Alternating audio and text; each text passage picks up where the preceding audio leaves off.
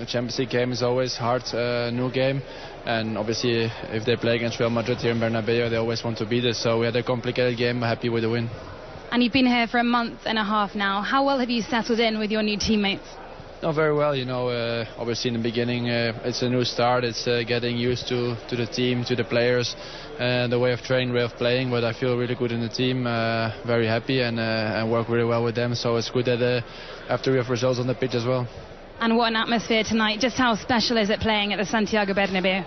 No, very special. It gives goosebumps playing here. You know, it's an amazing stadium, amazing fans. So every home game I enjoy very much. So I'm very happy to be here. And now Sevilla and the Madrid derby coming up, two very tough games to prepare for. Yeah, indeed. You know, the games come very quickly, very tough. But we are ready for it. We know we face two very good teams, but we go for 6 points. You know, we drew in Bilbao, so we cannot afford to lose more points. So we hope to win in Sevilla, and then obviously derby is always special, always a tough game. On another level, we know they're a good team. Yeah, 2 games to look forward to. Thibaut Courtois speaking there. Julian Lopetegui in the very privileged position of having 2 top goalkeepers to choose from, and the outfield players in the privileged position of having 2 top keepers to play against. And I think Courtois is one of those goalkeepers who inspires confidence in their defence as well, because he's so consistent, he's so reliable in goal. I think he's easy to play in front of because the defenders trust him and they know that he's not going to do anything crazy. He tends to keep it simple. He's not one of these goalkeepers who tries to do too much with the ball at his feet. You actually don't see him make that many outrageous saves. He's just completely secure. Yeah, that security is the word, definitely, I think. Yeah. He's not doing saves for the picture, as we say in Spain. Yes, I mean, he's very effective, you know, he don't like to, you know, no, he's good. And we could have a big question about it. Who's going to play? We don't mind. No, we know that we will not. We know now that we will never know which goalkeeper we know, will play. But what we do, well, I mean, we know obviously that Lopetegui will play them both because we weren't sure if that would happen. What we don't know is if the decision to play Kehler in the Champions League means 1 for the league, 1 for the Champions League, because he implied very heavily that that wasn't going to be the case, that he would actually mix it up. I think he will mix. And I think he'll mix it up as well. So, yeah, he's going to keep us guessing. For example, I'm sorry, just because I was thinking, driving my car coming here, I was thinking about it, you know, and I said, well, Thibaut played on Saturday. In Sevilla, it will be Kehler, and because it's a derby against his former team. Well, it was not really his former team because Thibaut Courtois played in Atletico, but he belongs to Chelsea. But I think it will be normal to put Thibaut against Atletico, no? There is quite a logical like this, but I think that what is the most important thing in this?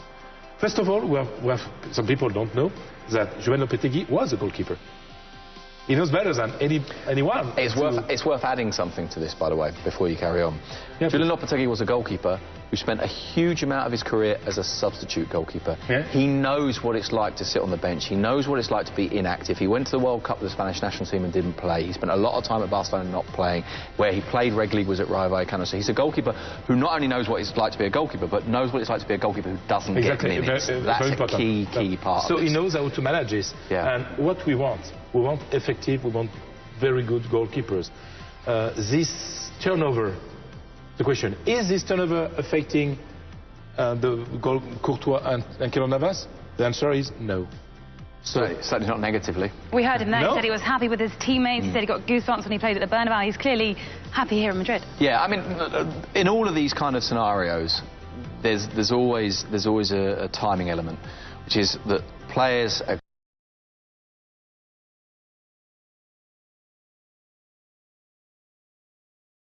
otherwise, both of these guys want to play every game. Oh yeah, for sure. And what Julian is managing is how do you manage and maintain their expectations, knowing that you can't give them exactly what they want, which is to play every game. And how you do it is you give them as many games as possible. You make them feel important. You make them feel involved. Obviously, at some stage, it may well be that Julian thinks, OK, we need to make a decision here. But right now, it's not necessary. Now it's been managed perfectly. I think, I'm not a specialist of goalkeepers, but I don't see any big difference between both. No. With Real Madrid. Out of Real Madrid, I don't know, but in Real Madrid right now. No. I don't see Keylor Navas responsible of a defeat of Real Madrid. Well, we've seen no mistakes from either yet. No, obviously, we will. That's a reality. With goalkeepers, it happens. At some stage, we will see a mistake from one of these two. And I think what will happen is the day that the player makes a mistake, that goalkeeper will play the next game. Not to condemn. Exactly. Rather than condemning them, rather than taking them outside, he'll put them back in and give them confidence. It's not really a problem. It's not a problem when you've got two that are really good. I mean, if these two goalkeepers were me and Al, that would be a problem. I haven't seen you in goal assist. you don't want to. To have you in extra time, it's yet a problem. Yeah, exactly. Let's not make it worse. No, just remember what Lopetegui said. It's not a problem to have two goalkeepers. It's to have two solutions, and it's true right now.